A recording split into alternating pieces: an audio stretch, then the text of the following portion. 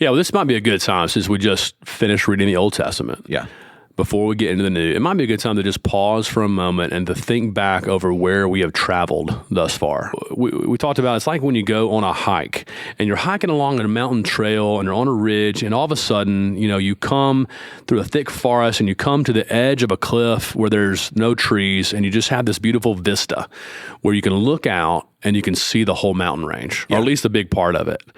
That's what we're doing in Year of the Bible. Right now, we are pretty far along the trail. We've stopped many times along the way on this journey through the mountain range of God's Word, and we've seen some beautiful things. But now we come to a place where these prophets are starting to point us forward to another mountain peak way out in the future.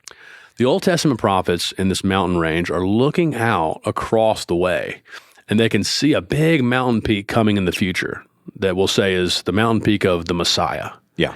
And then as you get into the New Testament and Jesus comes, the closer you get to that mountain peak and the more you start listening to Jesus and hearing what he has to say, what you really find is it wasn't one mountain peak the prophets were seeing out there in the distance. It was actually two mountain peaks. There's another one behind it. And the first one is the first coming of the Messiah, Jesus. And the second mountain peak is way out there, and it's the second coming of the Messiah, Jesus.